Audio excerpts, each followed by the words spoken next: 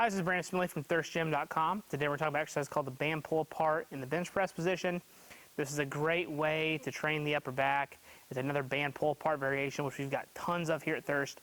But also, I think it helps you feel your low traps and your rhomboids actually doing the work on your band pull aparts.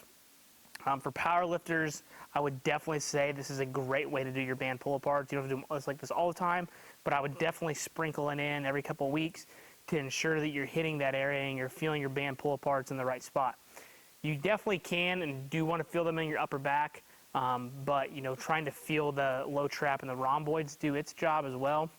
Has a lot of carryover, but also for your athletes and your personal training clients, this might be a good place to start to teach the band pull apart so that they're feeling it in that low trap rhomboid area where most of them are going to be weak and they need that additional training stimulus and volume. So you just need your regular resistance band that you do pull aparts with. So we got plenty of band pull apart variations. If you don't know how to do those, you can go watch those on our channel. But basically we're going to get in our bench press position and then we're going to do our band pull apart. But I'm going to talk about a couple different things we're going to do differently here. So like I said, we're going to be in our bench press position. If you're a power lifter, get in your competitive position. If you are a sport athlete or personal training client, get in that position. We don't overcoach the bench press on our personal training and sports performance kids. Power lifters we will, so just keep that context in mind here. So I'm going to get in my bench press position to where my feet are out good and wide and my shoulders are pulled back and down. And then my arms are going to go straight up. And basically we're going to try to take our shoulder blades and we don't want them like this. I mean, we kind of coach in general. We don't want them, protracted. We want to keep them pulled down here a little bit, but we also want to have them down so the rhomboids and everything are doing their jobs. And then what we're going to do is we're going to pull our band apart, and we want to feel that right in between our scaps at the very bottom of them. So you should feel like the middle of your back by your spine. It's almost going to come and feel like a V touching each other when you do the rep here. So arms good and long, shoulders kind of pulled back and down. We're going to pull apart, make the band touch, pause for a brief second, and then back. So this also has some great teaching points that when you are a competitive like bench presser or power lifter, that this end point is where your bar should be touching when you press, but also this is what your upper back should feel like when you go to bench press down here. You should feel that contraction when you bench press, because this is essentially what you're doing when you got that bar. You're going to squeeze and pull. Same kind of concept, but we're just going to do just the band pull apart option.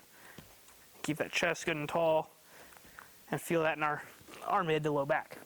So, and the reason I say mid to low back is that you will feel it right here if you're doing it correctly.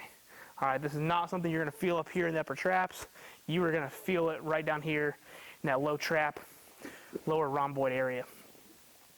Grab your right resistance band, your setup that you need, but also keep in mind that this is something that those are very postural based muscles, and so we like the higher rep ranges. So we're talking 10, 15, 20 repetitions a set, sometimes even 25.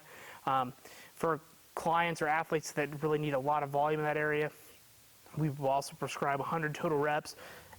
Break them up however you want, as long as you get 100 repetitions in, you're good. It's a very challenging exercise.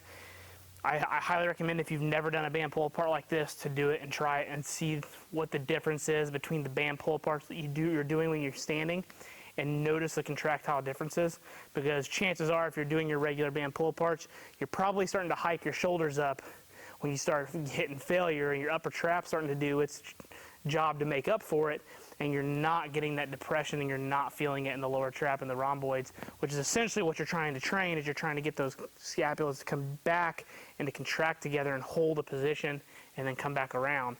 And that's where the shoulder health comes from, and the shoulder health doesn't come from being shrugged up and doing it up here. So I know that was a lot for just the band pull apart, but hopefully that makes sense of why you would program this over a standard one, how you can maybe benefit from it and see some additional benefits for your clients and your athletes. If you got any questions, leave them in the comment section. Thanks. Have a great day.